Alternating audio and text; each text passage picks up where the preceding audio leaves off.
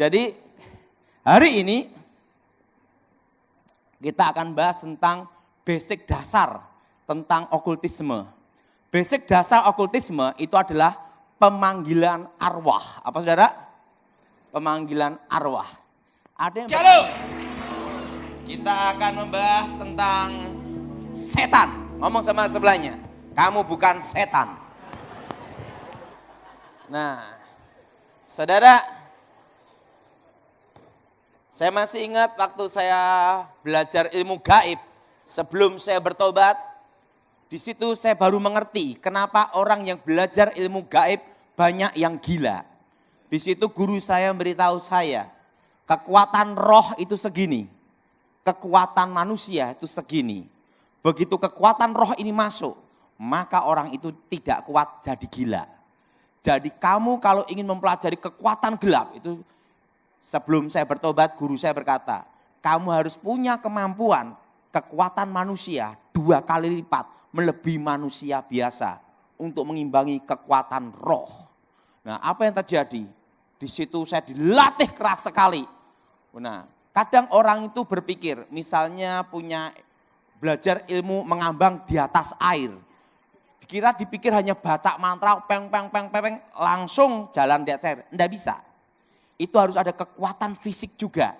Nah, pada waktu saya sebelum bertobat, untuk belajar mengambang di atas air, itu setiap hari itu harus duduk berdiri sehari 50 kali. Nanti saudara berpikir duduk berdirinya model kayak apa? Betul? Betul? Wah, enggak gampang. Saya sudah tidak latihan 25 tahun. Duduk berdirinya seperti ini. Ini kan tidak nginjek tanah.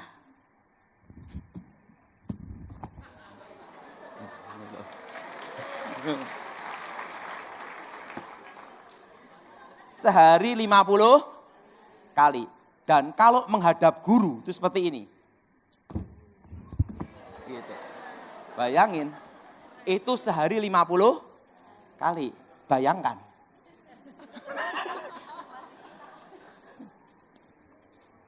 Nah, itu bayangin, itu sehari berapa kali?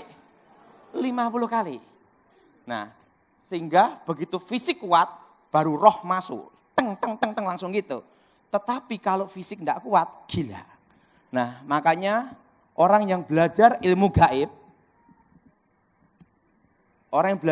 gaib, kalau berhasil, terjun bebas masuk neraka. Kalau tidak berhasil, edan dulu baru masuk neraka.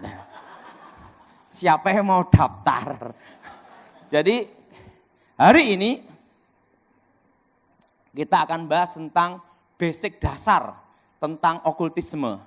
Basic dasar okultisme itu adalah pemanggilan arwah. Apa saudara? Pemanggilan arwah. Ada yang bertanya sama saya, Pak Daud waktu tugas jaga presiden itu tugasnya apa? Nah, sekarang kan saya kasih tahu. Selama saya tugas, selama 10 tahun, saya tidak pernah gagal. Prinsipnya hanya satu tiket berangkat, tidak ada tiket pulang. Artinya apa? Sampai tugas itu selesai baru pulang. Nah, salah satu tugasnya aja ya, saya kasih tahu.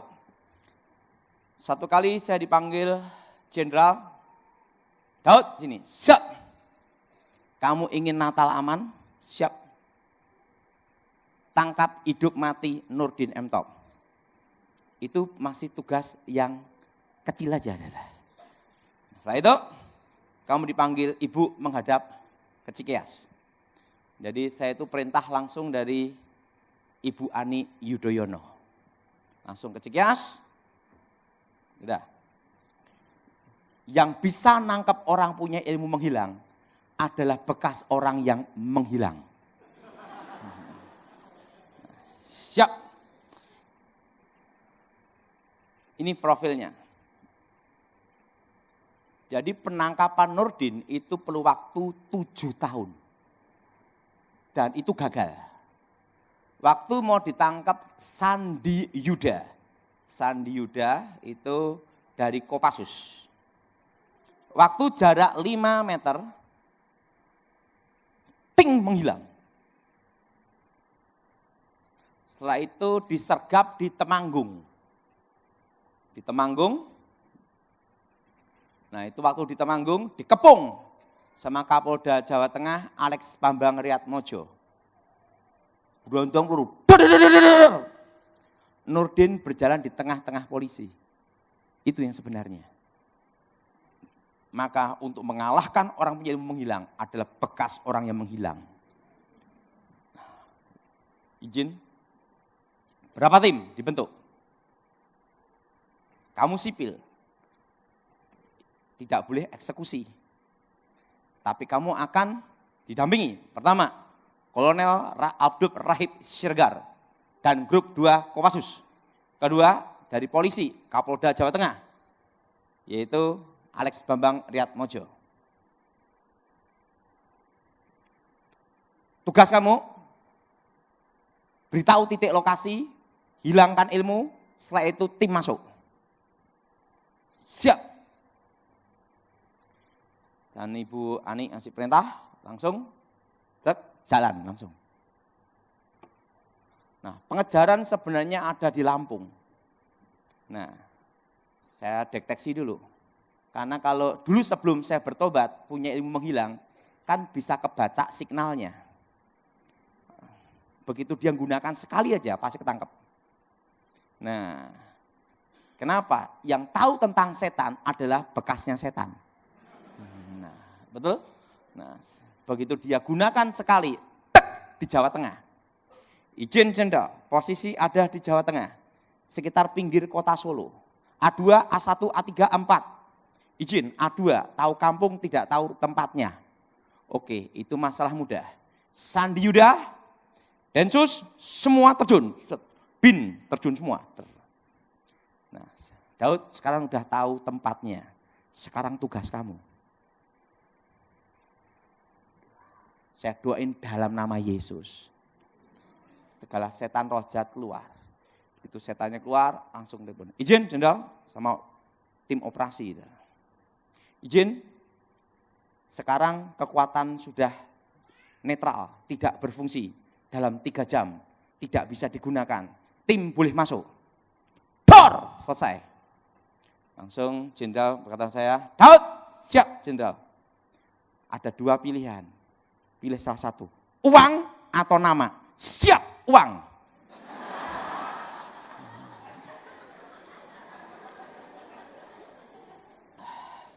Jadi yang dapat nama Densus. Uang saya.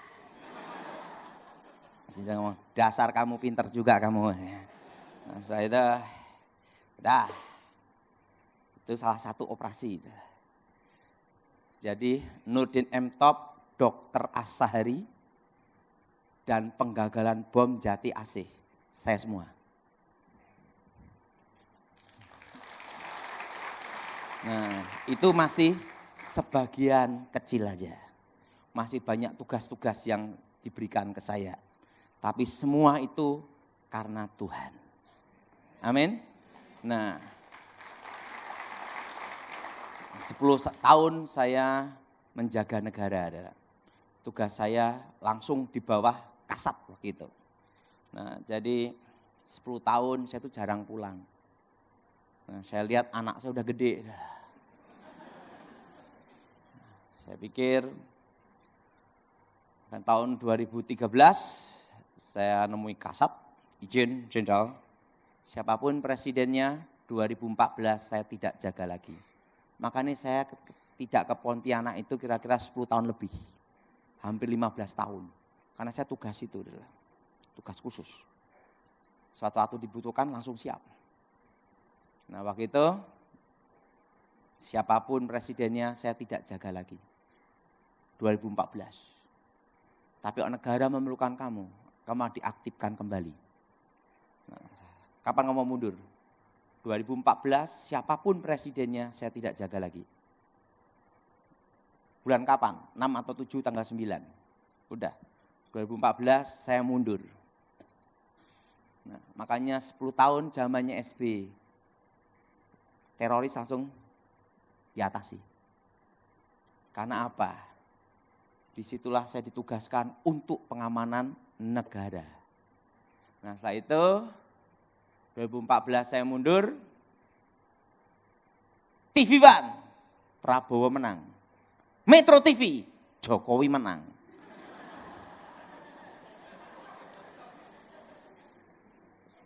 Anak saya nomor 1 gini, Papi, presidennya 2, Papi jaga yang mana? Akhirnya Jokowi menang. Saya ngomong sama anak saya, Papi sudah mundur. Jadi, kok Papi mundur kenapa? Untuk nemenin kalian. Sekarang turun pangkat, jaga kalian jadi baby sister. Nah itu, tahun 2015, ada salah satu pas pampres nemuin saya, Pak Daud, Anda diminta menghadap Menko. Ada apa? Anda diusulkan untuk pengaktifan kembali untuk keamanan negara.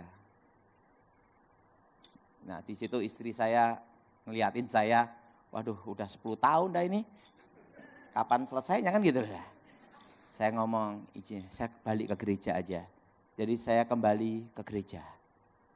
Nah, karena waktu saya 10 tahun pun juga pelayanan di gereja, tapi jarang pulang. Nah setelah itu saya ikut Pak Gilbert. Saya ikut Pak Gilbert belum lama. Saya ikut Pak Gilbert Lumaindong itu baru 25 tahun.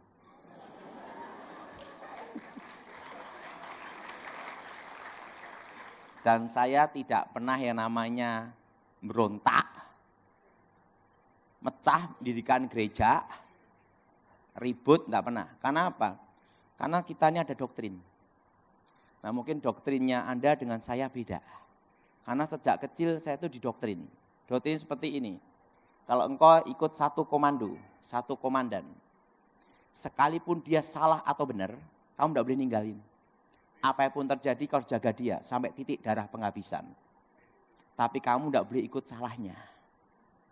Nah, jadi sampai sekarang itu saya doktrinnya itu, pemimpin salah atau benar, itu saya tidak boleh ninggalin, tapi tidak boleh ikut kesalahan, hanya satu komando. Gitu. Nah itu, makanya saya ikut Pak Gilbert itu 25 tahun, dan saya tidak pernah memberontak, dan tidak pernah melawan, ataupun beda prinsip langsung ngedeki gereja, tidak pernah saya. Kenapa? Karena prinsip itu sejak kecil ditanamkan ke saya. Sekalipun komandan salah, tidak boleh ikut kesalahan. Tapi tidak boleh meninggalkan sampai titik darah penghabisan. Makanya setelah Pak SBY turun, sampai sekarang saya tidak kemana-mana. Setia, satu komando. Nah, saya kan ikut Pak Edi Wibowo. Nah, walaupun beliau pensiun, tetap sampai sekarang.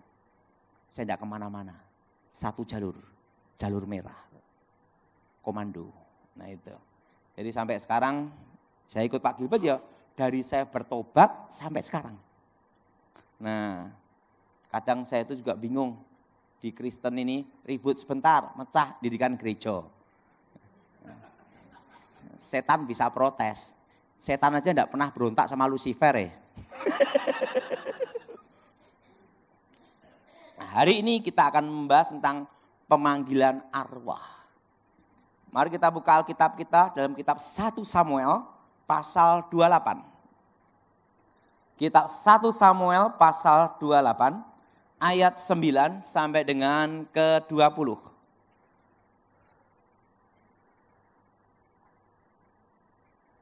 Kitab 1 Samuel pasal 28 ayat 9 sampai dengan 20. Kitab 1 Samuel pasal 28 ayat 9 sampai dengan 20. Saudara yang genap, saya ganjil. Kitab 1 Samuel pasal 28 ayat 9 sampai dengan ke-20. Tetapi perempuan itu menjawab, tentu engkau mengetahui apa yang diperbuat Saul, bahwa ia telah melenyapkan dari dalam negeri para pemanggil arwah dan roh peramal, mengapa engkau memasang jerat terhadap nyawaku untuk membunuh aku?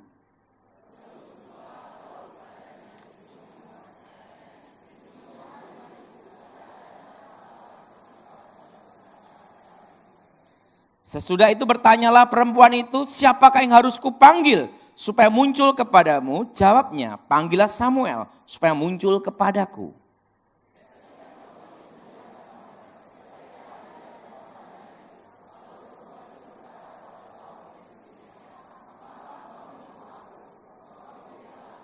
Maka berbicara raja kepadanya, janganlah takut, tetapi apakah yang kau lihat?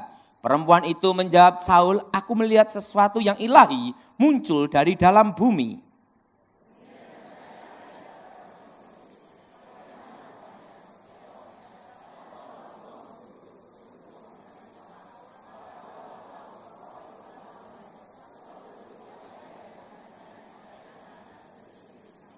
Sesudah itu berbicaralah Samuel kepada Saul, mengapa engkau mengganggu aku dengan memanggil aku muncul? Kata Saul, aku sangat dalam keadaan terjepit. Orang Filistin berperang melawan aku dan Allah telah undur daripadaku. Ia tidak menjawab aku lagi baik dengan perantara nabi maupun dengan mimpi. Sebab itu aku memanggil engkau supaya engkau memberitahu kepadaku apa yang harus kuperbuat.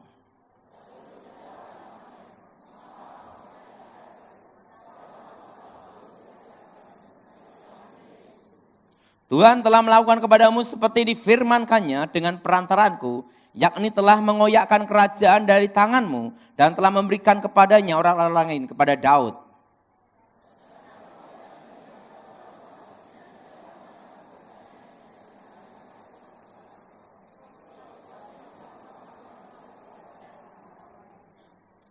Juga orang Israel bersama-sama dengan engkau akan diserahkan Tuhan ke dalam tangan orang Filistin. Dan besok engkau serta anak-anakmu sudah ada bersama-sama dengan daku. Juga tentara Israel akan diserahkan Tuhan ke dalam tangan orang Filistin.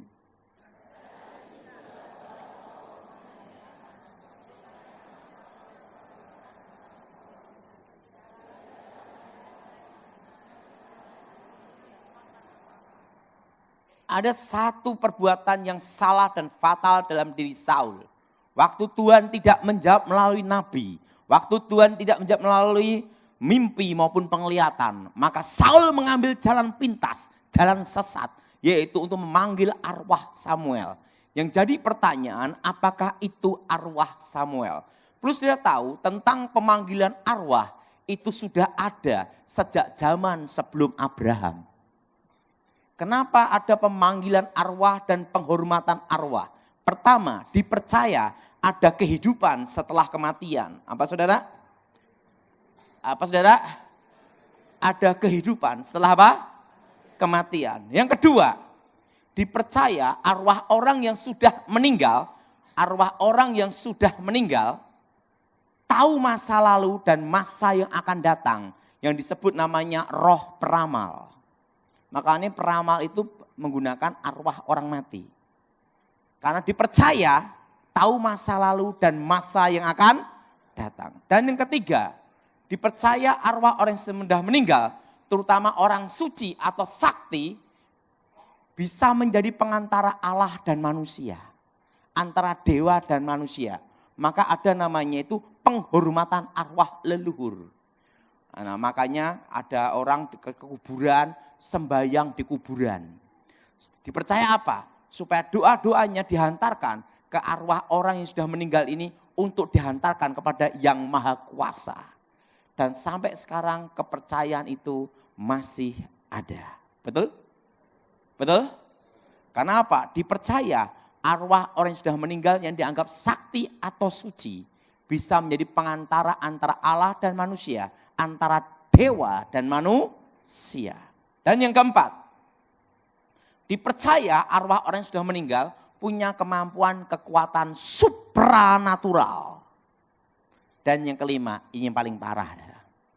Dipercaya arwah orang yang sudah meninggal lebih jujur daripada orang hidup. Makanya kalau orang mimpi ketemu kakek yang sudah mati. Saya di sana ndak ada mobil, perlu mobil dan uang. Nah, kamu tak kasih nomor, togel. Besok keluar nomornya 75. Bangun dari tidur langsung kasih mobil-mobilan, uang-uangan. Belikan nomor 75. Sekalipun nanti nomor itu belum tidak keluar, mimpi lagi dibeliin. Betul? Yang ketawa pelaku. Nah, karena dipercaya orang yang sudah meninggal lebih jujur daripada orang hidup. Walaupun dulunya kakeknya tukang tipu. Nah, jadi pertanyaan, apakah ada hubungan antara orang mati dan orang hidup. Nah, dalam ilmu kebatinan sebelum saya bertobat, ada istilah bahwa di dalam diri manusia ada namanya saudara kembar. Nah, apa yang disebut saudara kembar? Kalau dalam ilmu kebatinan disebut sedulur papat limo panjer. Dan kalau dipercaya juga, kalau orang kebatinan, makanya kalau bayi baru lahir, langsung dikasih benda penerang, minyak teplok, dan kembang staman. Supaya kembaran sang jabang bayi menyertai, melindungi, bahkan menolong. Yang jadi pertanyaan, apakah ada saudara kembar manusia? Dan yang kedua, apakah ada komunikasi antara orang mati dan orang hidup? Nah, sebelum saya bertobat, saya melajari ilmu meraga sukma. Roh keluar dari tubuh, sehingga saya tahu tentang dimensi itu. Nah, sekarang akan saya bahas apakah ada komunikasi antara orang hidup dan orang mati. Saya minta untuk contoh, Bapak ini ke sini Pak. Ini Pak siapa nih? Contoh aja untuk jadi setannya.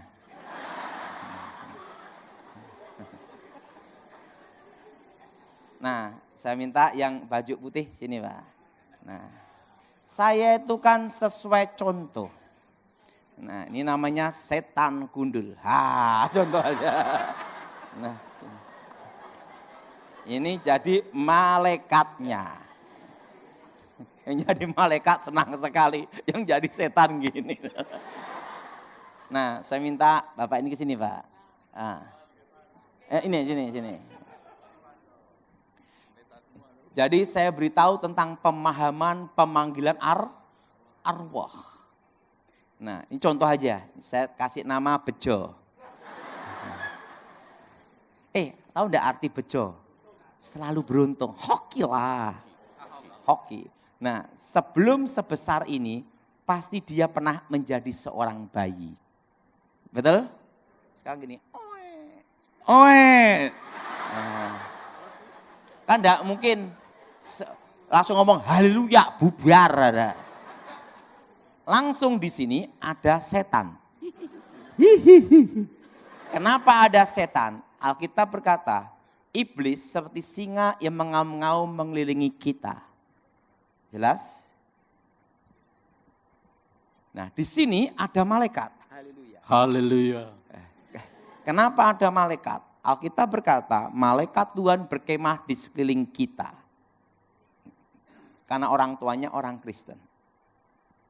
Waktu usia 1 tahun, setan ini membentuk dirinya 1 tahun.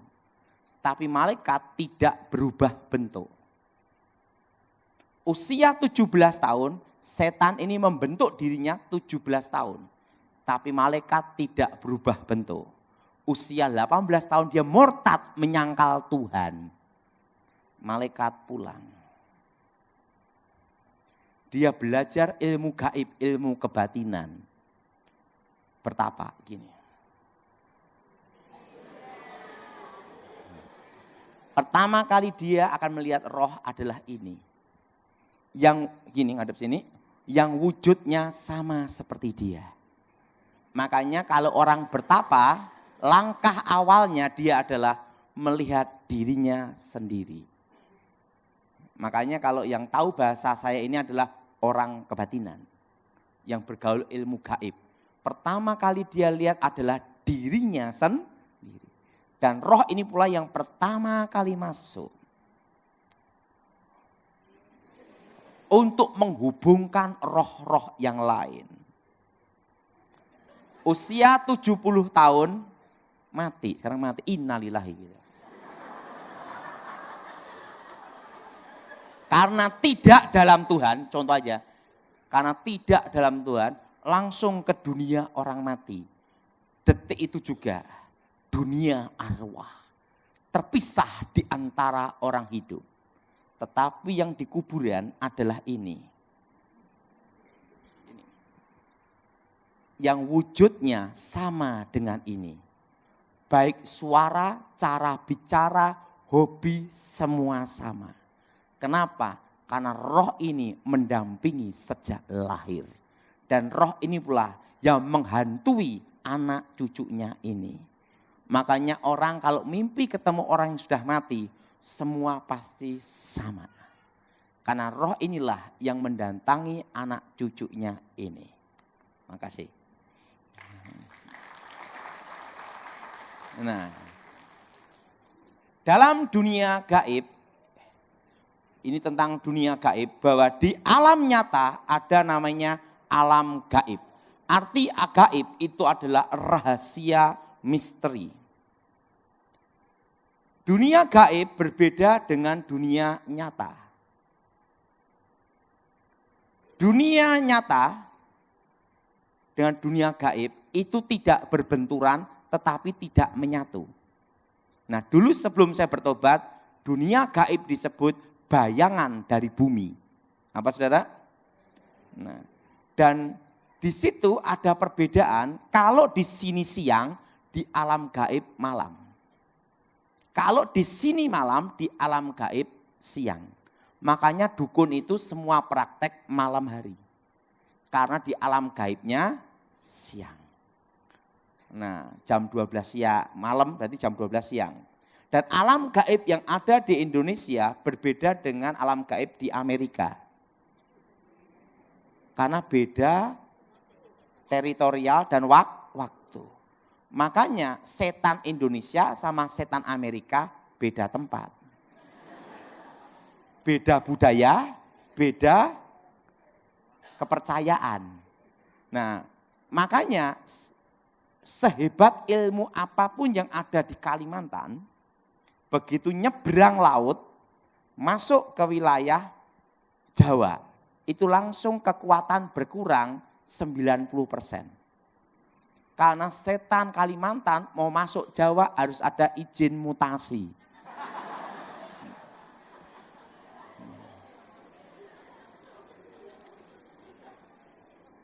Namanya apa? Teritorial. Makanya sejago apapun orang punya ilmu hebat ada di Kalimantan, masuk ke Jawa, berkurang langsung. Nah, itu langsung tinggal 10%. Apalagi kalau keluar negeri, perlu paspor. Itu kekuatan tinggal 5% bahkan 3%. Maka kalau seorang dukun pindah lokasi harus ada namanya ritual ucapan untuk kulon nuwun, permisi dulu ke daerah setempat. Itu hanya bisa langsung turun 90% atau tinggal 5%, bahkan 10%. Jelas? Nah, dunia gaib yang ada di Indonesia berbeda dengan di Amerika karena beda budaya. Nah, alam gaib itu seperti apa? Nah, alam gaib itu seperti ini. Pertama ada disebut namanya alam bayangan. Apa saudara? Nah, itu seperti awan hitam. Di situ akan ketemu raja-raja, jenderal-jenderal, termasuk panglima-panglima zaman dahulu. Yang disebut alam bayangan itu adalah alam tipuan. Makanya kalau ada orang bertapa, dia ketemu yang namanya Presiden Soekarno, Gajah Mada, Hayam Wuruk, itu ada di alam bayangan. Tapi itu ingat, hanya roh setan yang menyamar, roh-roh yang mendampingi orang-orang itu sejak lahir. Ini disebut namanya alam bayangan, alam tipuan namanya. Nah, banyak orang itu ada di alam tipuan ini. Nah, setelah itu alam gaib yang sebenarnya. Nah, alam gaib yang sebenarnya itu seperti lautan kaca. Seluruh dunia bisa dilihat.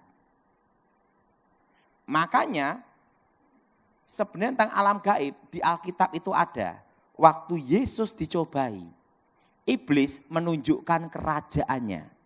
Yesus ada di satu tempat melihat seluruh dunia. Itu alam gaib yang sebenarnya. Itu lautan kaca. Nah, orang yang tidak percaya Tuhan, kalau kehilangan mobil, minta tolong ke dukun dan ketangkep. Lewat mana? Ini lautan kaca ini. Seluruh dunia bisa kelihatan. Tapi dukunnya sendiri kehilangan mobil, lapor polisi.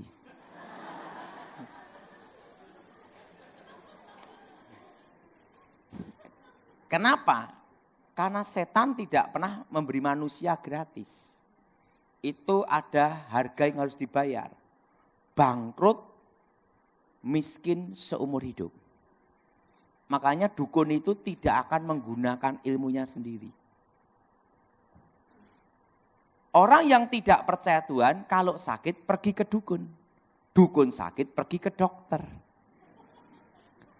Itu ada rahasianya. Nanti lain waktu saya bahas. Nah, itu loh kalau mau laris toko, pergi ke dukun ini, suhu ini, ke kuburan keramat ini. Kenapa tidak naik pangkat sendiri, tidak kaya sendiri? Karena ada risiko, harga yang harus dibayar. Saya mau tanya, siapa yang percaya setan bisa memberkati? Angkat tangan. Tinggi-tinggi. Siapa yang tidak percaya setan memberkati? Angkat tangan. Siapa yang tidak percaya setan bisa berkati? Angkat tangan. Nah, yang ketiga, yang bingung angkat tangan. Ini saya kasih sekilas. Sama-sama minta ke dukun, sama-sama minta ke setan, kayanya beda-beda. Ada yang tetap miskin sekalipun minta. Ada yang kaya, ada yang tetap miskin sekalipun minta. Ini rahasianya. Sebelum saya bertobat, ada hukum namanya keadilan yang maha kuasa.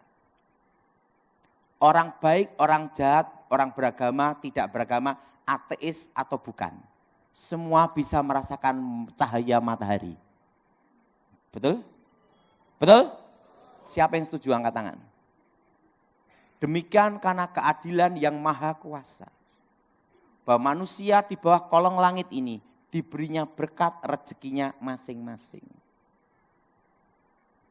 Namanya mangkok piringnya, takarannya masing-masing. Buktinya ada pendeta yang kaya raya, makan begini. Tapi ada juga pendeta miskin, makan begini. Sama-sama pendeta, rezeki beda, sama-sama doanya, betul? Tidak usah banyak-banyak. Preman aja, ada preman kelas nasional dan preman kelas terminal, betul? Betul? Betul? Kita punya anak 3, kayanya beda-beda, ada yang miskin, ada yang kaya, betul? Betul? Ada orang Kristen kaya, ada orang Kristen miskin. Ada Hindu Buddha Islam yang kaya, ada Hindu Buddha Islam yang miskin. Karena keadilan yang maha kuasa. Manusia di bawah kolong langit ini diberinya rezekinya masing-masing. Hanya bedanya kalau kita percaya Yesus dijamin masuk surga. Dan kalau kita setia ditambahi berkat itu. Tapi untuk hoki, keberuntungan udah diberinya masing-masing. Maka hukum tabur tua itu berlaku bagi semua umat manusia. Nah, apa yang membedakan Tuhan dan setan? Ada. Setan bukan pencipta. Tuhan adalah pencipta. Arti pencipta itu adalah yang tidak ada menjadi ada. Setan itu tidak bisa mencipta, itu bedanya. Nah, orang kalau minta kekayaan sama setan diambil dari mana?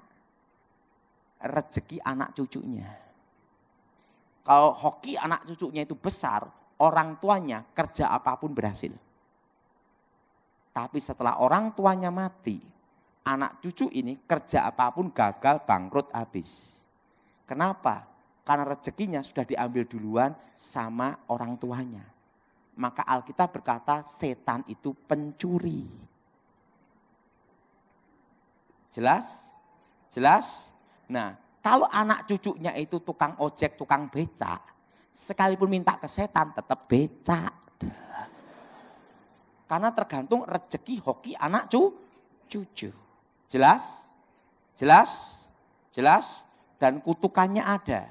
Tidak bisa menikmati kekayaan itu.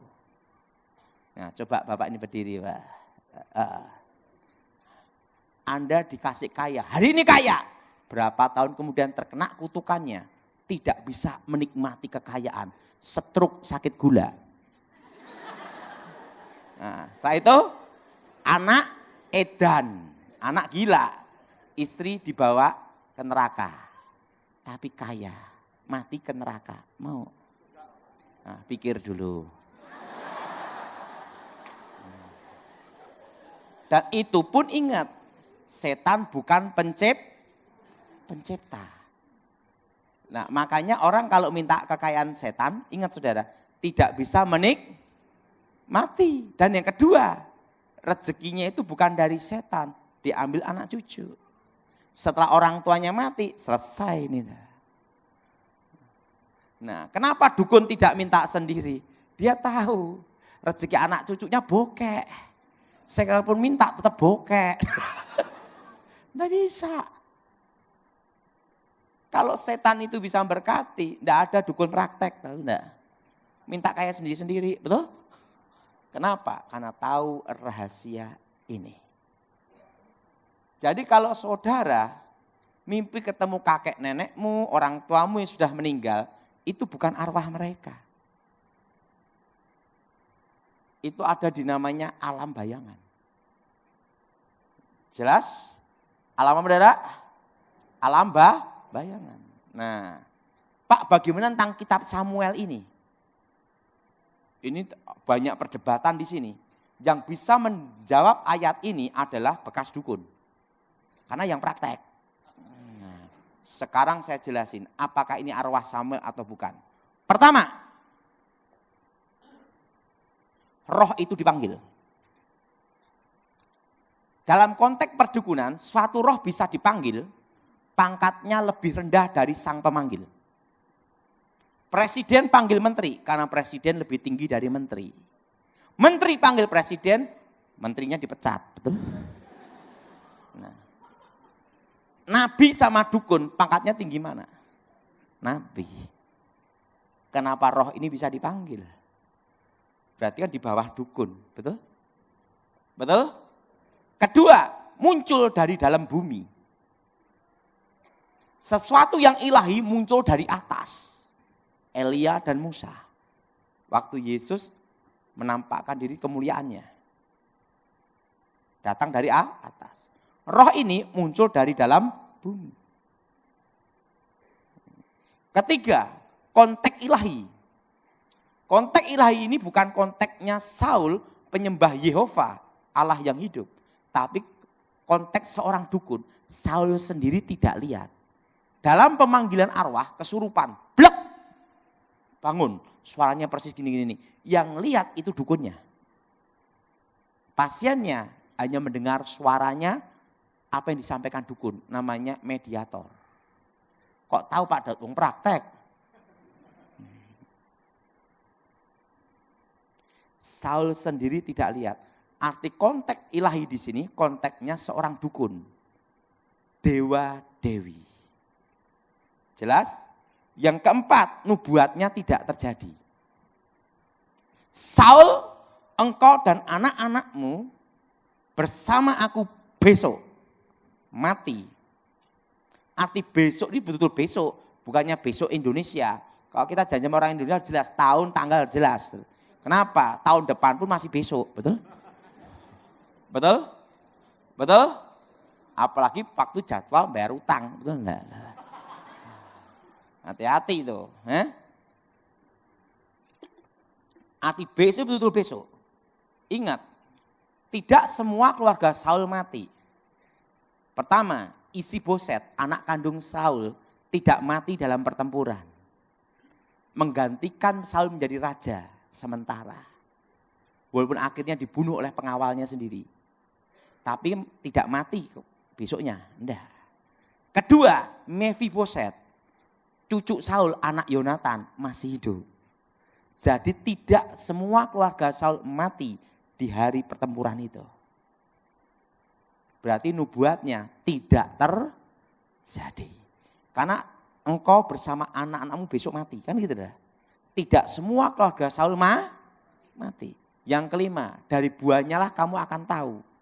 Buahnya Saul bunuh diri. Dinasti Saul hancur selesai. Kena kutukan itu.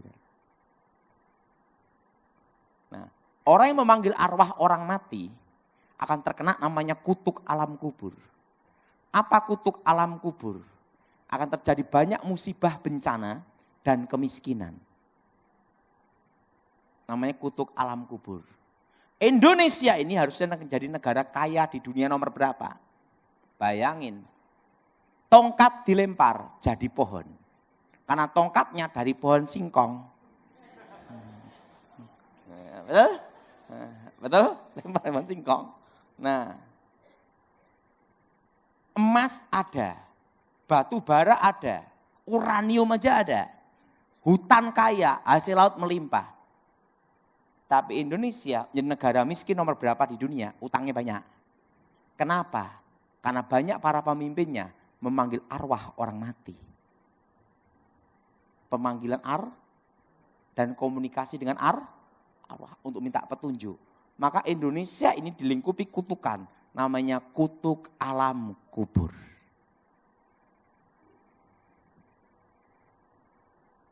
Kalimantan ini harusnya kaya raya. Tapi banyak penduduk Kalimantan yang masih terlibat pemanggilan arwah.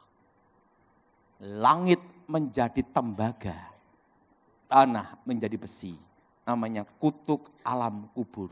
Di mana akan banyak musibah dan bencana dan perceraian. Maka saya percaya angka perceraian di Kalimantan banyak. Perjinahan. Kenapa? Kutuk alam kubur. Mencengkeram. Jelas? Jelas? Pak, bolehkah kita orang Kristen di kuburan? Kalau hanya tabur bunga, ziarah itu boleh. Yang tidak boleh itu meminta. Kedua, memanggil. Ketiga, berkomunikasi. Itu terkena kutuk alam kubur. Pak, kalau ziarah apa harus pakai bunga? Tidak harus. Tapi kelihatan pelitnya sih, betul enggak?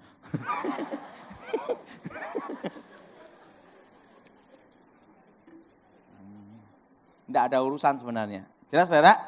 Yang tidak boleh apa? Pak, bolehkah mendoain orang mati? Tidak boleh, itu kurang kerjaan. Udah putus, udah selesai. Jelas saudara? Jadi yang tidak boleh itu memanggil. Apa saudara? Meminta petunjuk.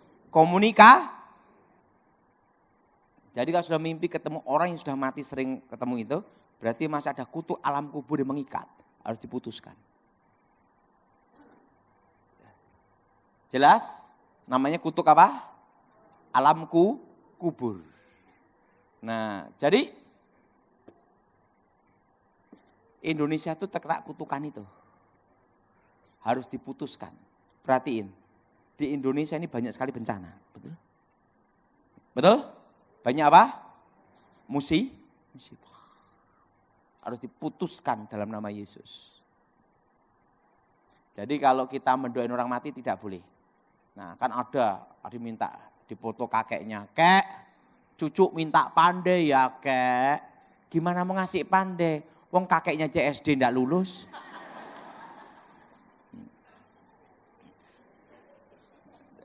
Jelas? Jelas? Ini harus diputuskan dalam nama Yesus. Jadi tidak ada 7 harian, 40 harian, 1000 harian. Tidak ada. Begitu orang itu mati waktu hembusan nafas terakhir, itu langsung terputus di antara orang hidup. Langsung ke dunia orang mati, dunia arwah. Nah kalau kita mati dalam Tuhan, ada di mana? Langsung ke Firdaus. Untuk menunggu hari pembagian mahkota. Kalau di dunia orang mati, menunggu hari penghakiman. Saya mau tanya, siapa yang percaya Yesus yakin masuk surga? Angkat tangan. Saya mau tanya, siapa yang ingin ke surga? Angkat tangan. Banyak orang ingin ke surga, disuruh duluan gak mau.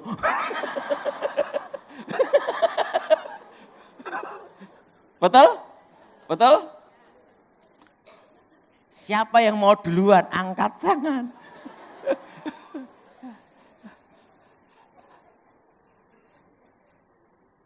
Saya percaya surga itu ada. Kenapa saya percaya surga itu ada? Saya pernah ke surga. Dalam hidup saya sudah melihat Tuhan 2 kali. Jadi di surga nanti, nama Yesus adalah Yesua Hamasiah. Dan kita memanggil dia di Indonesia Tuhan Muslim, Isa Masih. Tapi di surga itu Yesua, Hamasia. Nah,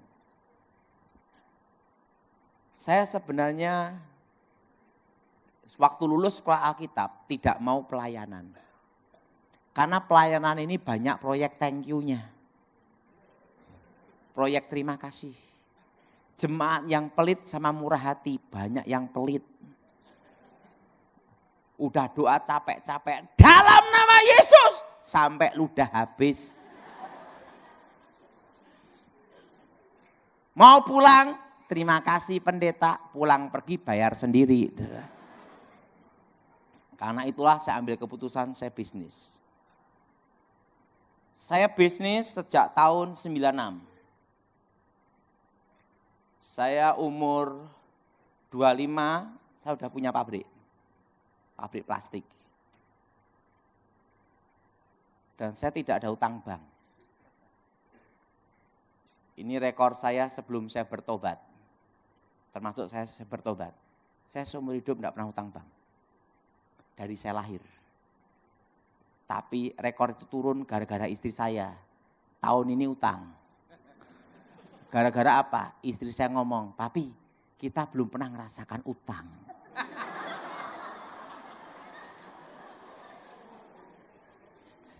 Jadi dari saya belum bertobat sampai saya bertobat itu tidak pernah utang. Akhirnya gara-gara istri ini. Pi rasanya utang kayak apa? Akhirnya apa? Ya terserah kamu gimana. Coba beli mobil kredit rasanya kayak apa? Karena belum pernah utang. Dan saya punya teman kebetulan ada di Nasmoko, Toyota. Pak Daud, gampang lah nanti diatur sama nanti bunganya sama ini beli cash atau tidak cash sama aja. Udah beres aja. Ya udahlah nyoba. Jadi seumur hidup saya hanya utang 200 juta toh. Itu pun tahun ini. Saya ngomong istri saya, kamu aja dah. Nah, saya dari lahir sampai sekarang utang hanya sekali toh. Itu pun saya ngomong istri saya, bayar aja sekalian, pusing saya bang itu. Daripada setiap bulan ngasih-ngasih gitu loh. Nah makanya istri itu bisa masuk, susah keluar. Siapa yang setuju angkat tangan? Yang setuju itu bapak-bapaknya masih gini semua. Ingat ya, kalau udah masuk uang ke istri, waduh keluarnya susah. Ya, betul? Ya udahlah dia mau ngerasain utang tahun ini. Ya udah, oke lah 1 tahun aja lah 200 juta. Ya udah kasih setiap bulan. Kenapa dibayarnya sekalian? Udah nyoba lah rasanya kayak apa gitu. Karena saya belum pernah utangnya seumur hidup. Sekali itu aja. Nah, saya bisnis plastik saya berhasil. Saya umur 25 udah megang pabrik. Umur 28 sampai umur 30 tahun saya sudah ngasih pengarahan ngajar di Akademi Polisi Semarang, Reserse Intelijen. Untuk penangkal pelumpuh ilmu hitam. Itu saya umur 28 sampai 30. Umur 30 sampai umur 40 saya jaga presiden. Nah, terusan setelah itu umur 41 turun pangkat jaga Gilbert.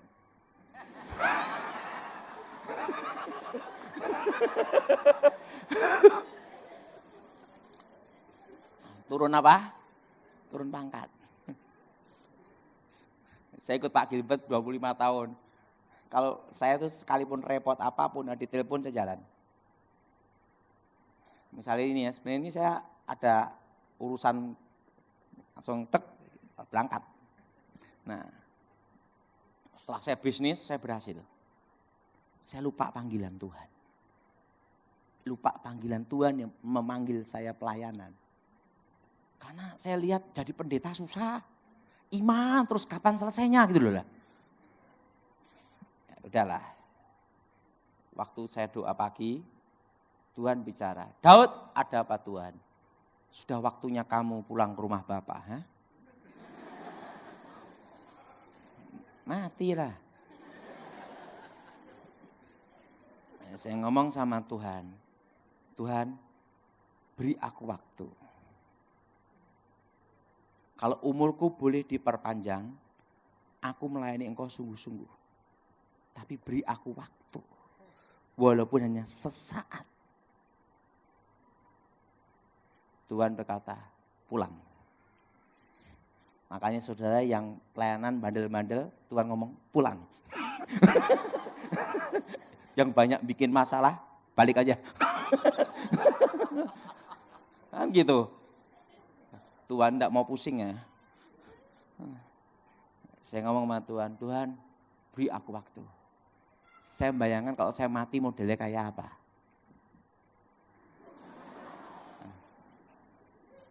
Nah, saya pamit sama mama saya, "Mah, aku mau pulang ke rumah bapak." Wedan apa? Stres apa? Nah, saya naik motor, boncengan sama temen. Kecelakaan motor yang paling bahaya, itu bukan yang di depan, tapi di belakang. Makanya sampai kejadian itu saya enggak mau naik motor di belakang, harus di depan. Karena yang di belakang enggak tahu apa-apa. Betul?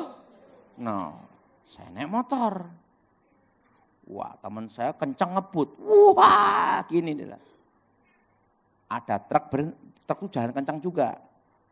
Tanpa rating, mau nyalip, berhenti mendadak. Ini enggak sempat ngerem. Jadi karena di depan tahu, langsung gini. Saya kan enggak tahu. Mador langsung gini. Makanya kalau naik motor minta ke mana? Depan. Yuk belakang aja lah. Nah, begitu tabrakan buar itu gini. Roh saya keluar. Saya baru mengerti manusia tubuh jiwa roh itu ada. Saya lihat tubuh saya sendiri. Ada malaikat tingginya 3 meter. Malaikat itu 3 meter. Makanya enggak ada gambar malaikat anak-anak itu enggak ada. Enggak ada itu. Karena ada gambar malaikat anak-anak bawa sayap gini-gini kan enggak ada itu ada tuh. Itu malaikat anak-anak namanya. Malaikat itu tingginya 3 meter. Roh saya dibawa ke satu tempat. Ada tangga emas. Ada malaikat banyak sekali seperti derau air bah. Memuji menyembah Tuhan. Seperti derau air bah. Bung, bung. Dan malaikat itu bicara pada saya dalam suatu bahasa. Nanti kita di surga bukan bahasa Indonesia. Termasuk bukan bahasa Inggris, ada bahasanya sendiri. Malaikat ngomong, itu. Ada bahasa sendiri.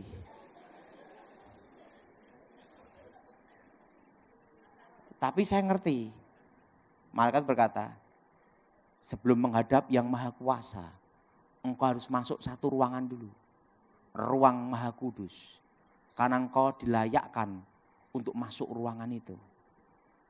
Saya dibawa ke ruangan itu. Tirainya terkoyak dari atas ke bawah. Dan sayup-sayup terdengar nyanyian.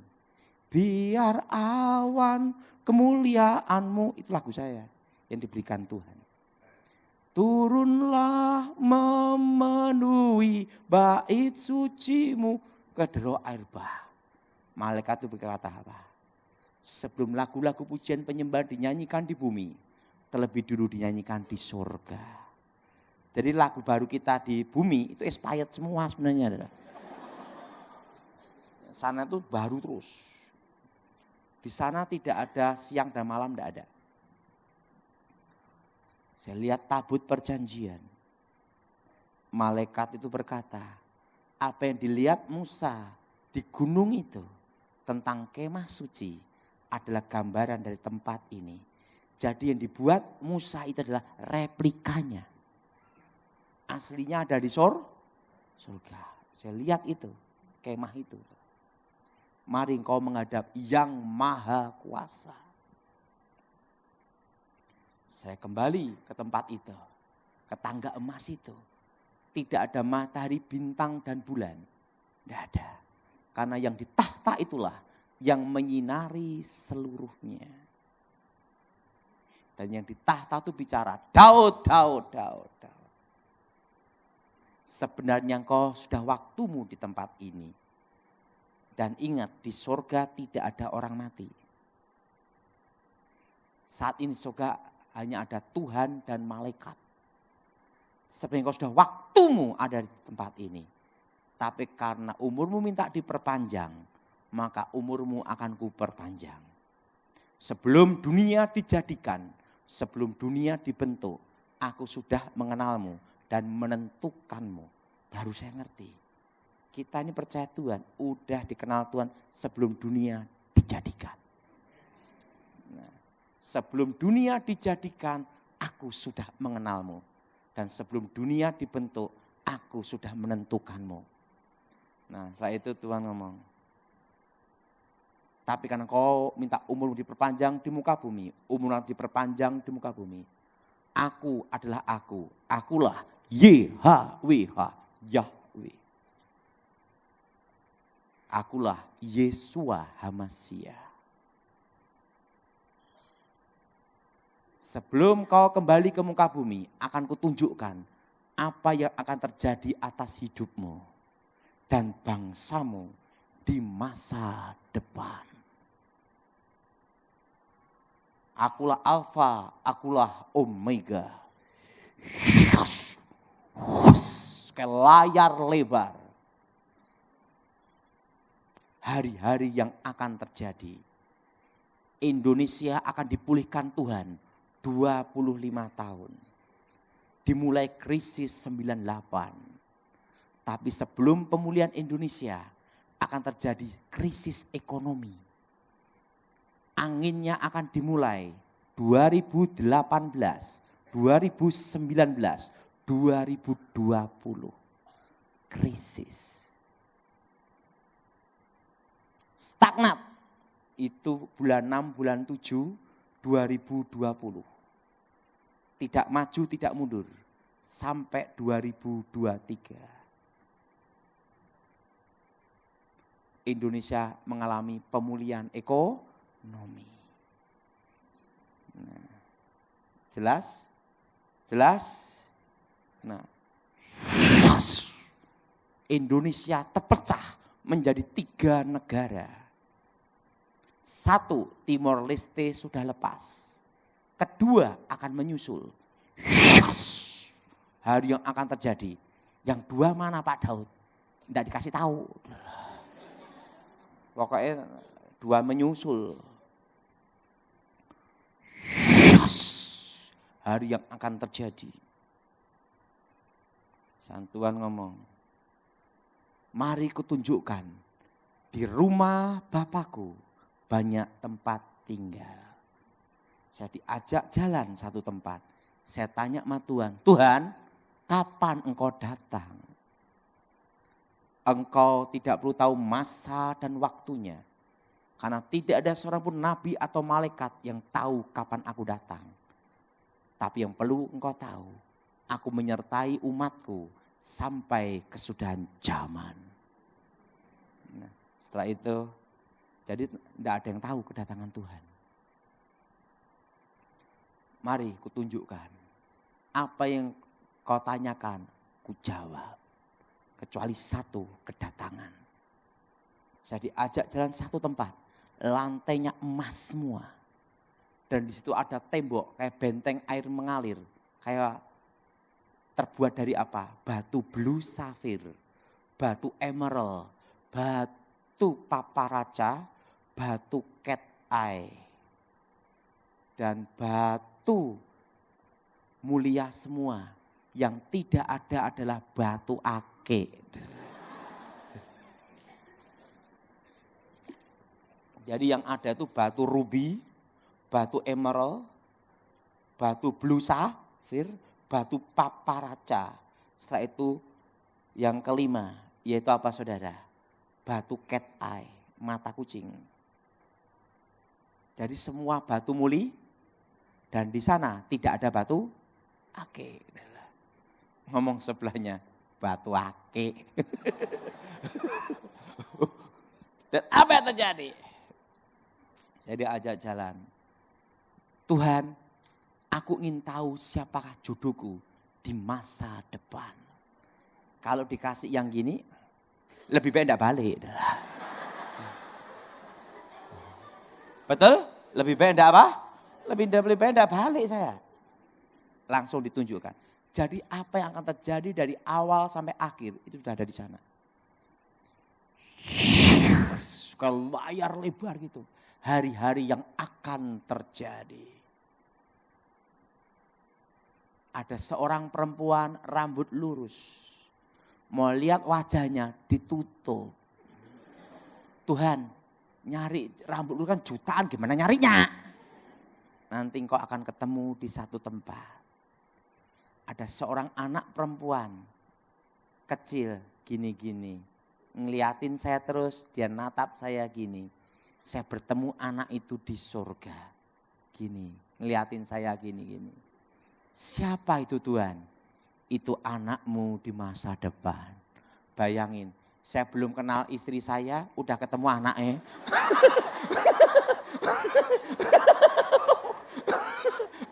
Bayangin. Jadi saya lihat anak saya duluan. Padahal dia belum dibikin aja belum dah. Pacaran juga belum. Udah ketemu anak saya. Ini anakmu di masa depan. Hari yang akan ada seorang anak perempuan, dia ngeliatin saya terus gini. Itu anakmu di masa depan. Yes. Ada seorang pengkhotbah gemuk, pendek, jelek. Siapa itu Tuhan? Itu kamu di masa depan.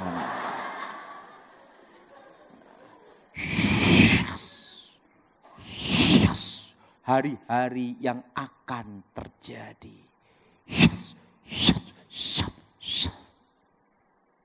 Tuhan, sudah waktunya kamu kembali. Tuhan, sebelum aku kembali, ada satu permintaanku, jangan engkau tolak sampai aku kembali ke tempat ini. Apapun permintaanmu, ku kabulkan kecuali satu, kedatangan. Tuhan, aku minta satu aja. Jawab iya dulu. Engkau kan tahu dari awal sampai akhir.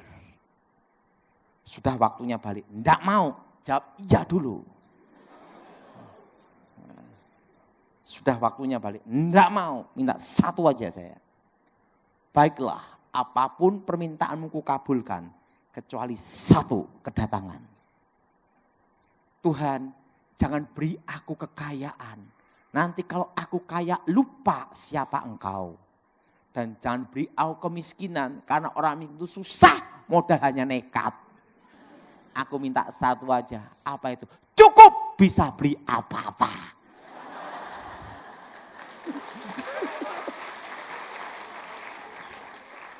Betul? Saya kan tidak serakah. Pokoknya cukup aja dah. Baiklah, engkau kemari. Saya ditumpang tangan. Selama engkau ada di bumi, engkau akan cukup. Sampai engkau kembali ke tempat ini. Pergunakan hidupmu sebaik-baiknya. Saya suruh naik kereta berkuda. Itu kudanya putih keluar apinya. Nah, saya kira kan modelnya take off kayak pesawat gini. Enggak, saudara. Gini, saudara. Jadi begitu gini, itu kuda berapi itu gini, langsung gini. Masuk tubuh saya. Terjadi keajaiban. Semua luka hilang semua. Dan Tuhan berkata, lagu-lagu yang kau dengar tadi, kuberikan padamu sebagai tanda engkau pernah ada di situ. Nah, setelah itu mama saya, Daud mati, kok hidup lagi. Nah, disitulah saya melayani Tuhan sampai sekarang. Lagu-lagu itu langsung saya tulis. Nah, Lagunya apa? Pernah dengar lagu ini? Rapnya ini. Ku tak ingin jauh darimu Tuhan, bawaku ke tempat kediamanmu, biarkanlah rohmu tinggal di dalamku, di bait sucimu. Yang nyanyi Yonatan Prawira. Saya pernah dengar lagu itu, angkat tangan. Nah, dan lagu yang kedua, biar awan kemuliaanmu turunlah memenuhi bait suci. Nah itu, tahu enggak kenapa ada kata-kata gini? Ya Tuhan, ku rindukan hadiratmu, memenuhi hatiku, rohku sujud menyembahmu. Kenapa ada kata rohku sujud menyembahmu? Karena saya menghadap yang maha kuasa. Di situ saya baru mengerti arti kehidupan pelayanan. Sejak itulah saya melayani Tuhan sampai sekarang. Dan Tuhan bicara sama saya, pergunakan hidupmu sebaik-baiknya. Kalau enggak gitu, ya saya enggak mau melayani, lebih baik bisnis cuannya kelihatan. Nah, setelah itu saudara, bagaimana bisnis saya? Waktu itu saya ditelepon Gilbert. Haleluya! Kawan ada di mana? Saya pucat, kenapa? Takut dikirim sekolah lagi. Sekolah Alkitab. Nah, kaus pelayanan, udah. Saya bingung gimana nih ya. Karena kalau plastik itu 24 jam. Dibagi 3 shift, tidak bisa ninggalin pabrik. Waktu saya doa, Tuhan bicara sama saya, jual pabrik itu. Hah? Ini suara Tuhan apa bukan ya? Kenapa? Posisi tidak ada utang bank, market bagus, pabrik jalan. Lebih enak itu dipanggil Tuhan waktu bangkrut. Nggak usah dipanggil aja, manggil sendiri. Betul enggak? Betul? Daripada enggak ada kerjaan. Gitu enggak? Tapi kalau waktu kita dipanggil Tuhan posisi diberkati jaya, itu paling susah. Hah? Jual pabrik ini. Ya udah saya jual. Begitu pabrik dijual, Tuhan beritahu, belikan tanah di tempat yang akan kutunjukkan kepadamu. Udah, saya jual pabrik. Nah kebetulan saya itu tidak percaya bank. Saya takut waktu tak simpan uangnya banknya bangkrut. Jadi uang itu tak taruh di kamar, tidur di atas uang. Berapa miliar itu? Kan saya orang zaman kuno, nyimpannya di bawah bantalan gitu, di atas uang. Lama-lama saya stres juga. Wadah, harus tak belikan tanah. Nah, saya ditunjukkan tanah yang Tuhan tunjukkan. Yang Tuhan tunjukkan itu tanahnya. Banyak rampoknya, banyak setannya. Setan diusir keluar, rampok datang. Dan itu tanah yang tidak laku. Kalau ke tempat itu harus muter. Jembatan belum ada. Tuhan beritahu, beli. Ya udah. Semua di bawah 1.500 atau 2.000 di bawah. Jangan hektaran. Beli pinggir jalan semua. Saya beli pinggir jalan, ya sama yang ada jalannya 200.000, 300.000, 500.000. Nah uang pabrik itu tak belikan tanah semua. Setelah dibelikan tanah semua, uang habis. Baru bingung, ini suara Tuhan atau bukan ya? Ini kalau bukan habislah saya uangnya, udah pabrik hilang, tanahnya tidak laku kan gitu lah. Waduh. Udah, semua udah. Saya telepon Pak Gilbert. Pak Gilbert, ada apa kawan? Tapi udah saya jual Pak Gilbert. Kamu ikut pelayanan saya aja lah. Ya emang dari dulu saya ikut Pak Gilbert, ya udah ikut saya aja. Saya ikut pelayanan udah sama Pak Gibran. Waduh, uang saya udah habis. Setahun, 2 tahun, 3 tahun. Tiba-tiba ada truk datang, bulldozer datang, alat-alat berat datang semua. Saya kaget ada apa? Nggak taunya tanah yang Tuhan tunjukkan Tuhan itu adalah pintu tol. Pintu tol Solo Semarang, Semarang Solo, Solo Surabaya, Surabaya Solo. Pintu keluar masuk di situ. Itu tanah dari harga 200.000 langsung jadi 2 juta. Yang 500.000 langsung jadi 6 juta. Saya nyesel sekali. Kenapa beli tidak banyak sekalian? Gitu. Wah, gitu. Langsung tak bikin ruko-ruko. Saya itu franchise Alfamart, San ruko-ruko. Santuan, saya ngomong, wah. Jadi tanah yang tunjukkan itu, saudara, itu pertama itu tanah yang, aduh, tidak laku, saudara. Tapi Tuhan ngomong, di sini engkau beli sebanyak-banyaknya. Wah itu, uang pabrik itu habis untuk beli tanah itu, saudara. Berapa lokasi. Itu pokoknya saya itu kalau tidak salah ada 30 sertifikat itu. Wah, saya nyesel sekali. Kenapa tidak banyak sekalian? Tidak taunya pas pintunya tol. Jaraknya berapa? Jarak 500 meter sampai 1 kilometer dari pintu tol semua. Jadi tidak kena pelebaran jalan tidak. Tapi posisinya pinggir jalan gitu. Di situ saya baru mengerti rencana Tuhan itu indah. Nah, yang kedua adalah Firdaus. Apa saudara? Siapa yang percaya Firdaus itu ada? Angkat tangan. Nah, Firdaus itu tempat penantian. Tempat apa saudara? Tempat apa? Penantian. Untuk menunggu hari pembagian mahkota.